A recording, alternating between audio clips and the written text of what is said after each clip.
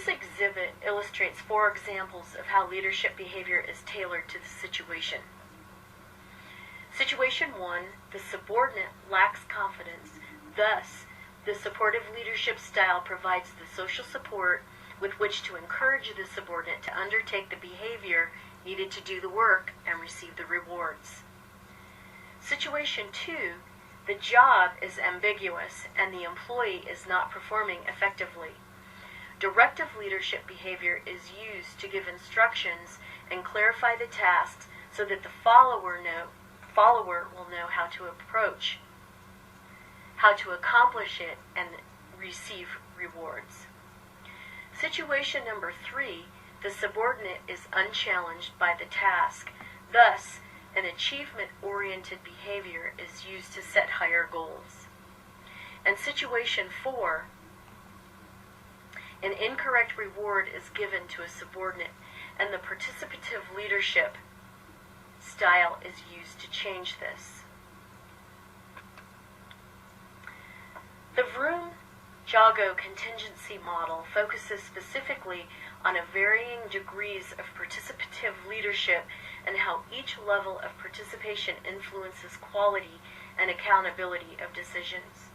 A number of situational factors shape the likelihood that either a participative or autocratic approach will produce the best outcome.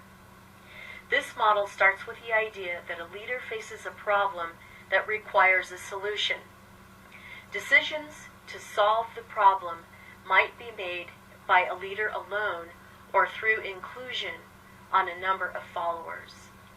The model tells the leader precisely the correct amount of participation by subordinates to use in making a particular decision. The model has 3 major components. Leader participation styles is a set of diagnostic questions with which to analyze a decision situation and a series of decision rules. The model employs 5 levels of subordinate participation in decision-making, ranging from highly autocratic, the leader decides alone, to highly democratic, the leader delegates to the group. Decide, the leader makes the decisions alone. Consult individually, the leader presents the problem to subordinates individually for their suggestion and then makes the decision. Consult group, the leader presents the problem to subordinates as a group, collectively obtains their ideas and suggestions, then makes the decision. Facilitate, the leader shares the problem with subordinates as a group and acts as a facilitator to help the group arrive at a decision. And delegate, the leader delegates the problem and permits the group to make the decision within prescribed limits. The appropriate degree of decision participation depends on situational factors. Leaders can analyze the appropriate degree of participation by answering 7 diagnostic questions. Decision significance. How significant is this decision for the project or organization? If the decision is highly important and a high-quality decision is needed for the success of the project or organization, the leader has to be actively involved. The importance of commitment. How important is subordinate commitment to carrying out the decision? If implementation requires a high level of commitment to the decision, leaders should involve subordinates in the decision process. Leader expertise. What is the level of leader's expertise in relation to the problem? If the leader does not have a high amount of information, knowledge, or expertise, the leader should involve subordinates to obtain it. The likelihood of commitment.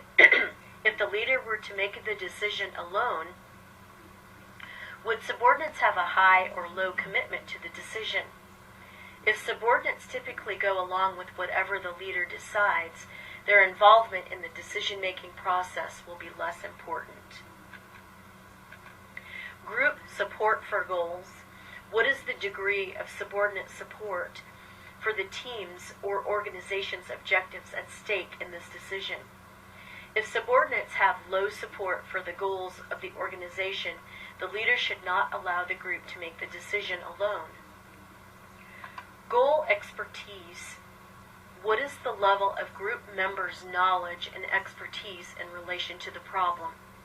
If subordinates have a high level of expertise in relation to the problem, more responsibility for the decision can be delegated to them. And team competence. How skilled and committed are group members to working together as a team to solve problems? When subordinates have high skills and high desire to work together cooperatively to solve problems, more responsibility for the decision making can be delegated to them. Further development of the Room-Jago model added concern from time constraints and concern for follower development as explicit criteria for determining the level of participation. That is, a leader considers the relative importance of time versus follower development in selecting a decision style. This led to the development of two decision matrices. A time-based model to be used if time is critical. For example, if the organization is facing a crisis and a decision must be made immediately. And a development-based model to be used if time and efficiency are less important criteria than the opportunity to develop the thinking and decision-making skills of the followers.